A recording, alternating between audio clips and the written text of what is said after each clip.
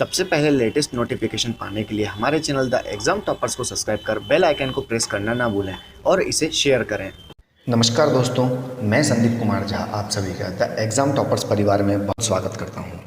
आज के इस वीडियो में हम बात करेंगे हेलीकॉप्टर मनी क्या होती है और इसे कब और क्यों प्रयोग में लाया जाता है। जैसा कि हेलीकॉप्टर मनी शब्द को मिल्टन फ्रीडमैन ने दिया था। इस शब्द का अर्थ होता है रुपए को प्रिंट करना और सीधे जनता को बांट देना ताकि वे अपनी मूलभूत आवश्यकताओं की पूर्ति कर सकें। यह प्रतीकात्मक रूप से हेलीकॉप्टर से पैसा बरसाने जैसा ही है, क्योंकि जनता को इस अप्रत्याशित धन की उम्मीद नहीं थी।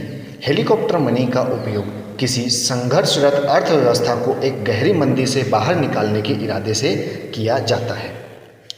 आज जब कोरोना वायरस के कारण पूरी दुनिया में वैश्विक मंदी की आहट शुरू हो चुकी है, इसका सबसे बड़ा कारण नौकरियों में बड़ी संख्या में कटौती होना है।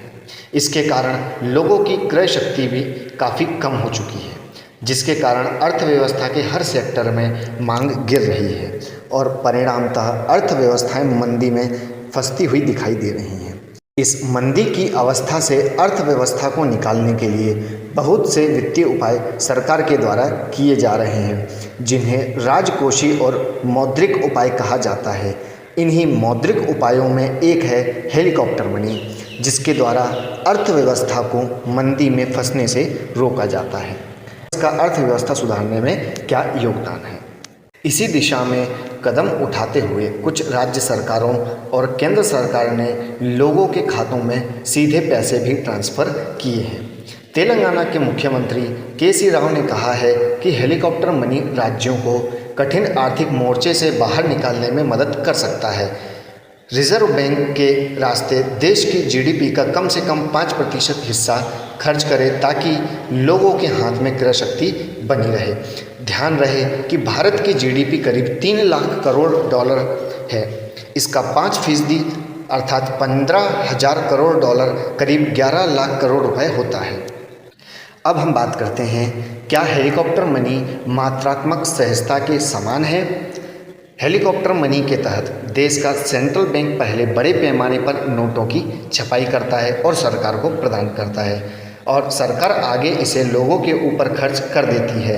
हेलीकॉप्टर मनी के तहत दिया गया पैसा सरकार को सेंट्रल बैंक को रिफंड नहीं करना पड़ता है, जबकि क्वांटिटेटिव ईजिंग के तहत भी सेंट्रल बैंक नोटों की छपाई करता है और सरकार को देता है। लेकिन सेंट्रल बैंक सरकारी बॉन्ड खरीदता है तभी सरकार को पैसे देता है। बाद में सेंट्रल गवर्नमेंट को ये बॉन्ड्स वापस खरीदकर रिजर्व बैंक को लौटाना पड़ता है। अब हम बात करते हैं, क्या हेलीकॉप्टर मनी देश हित में है अथवा नहीं। हेलीकॉप्टर मनी के कारण देश की इकोनॉमी में रुपए की सप्लाई बढ़ती है, जिसके कारण मुद्रास्फीति की दर भी बढ़ती है, अर्थात देश की मुद्रा की वैल्यू कम होती है।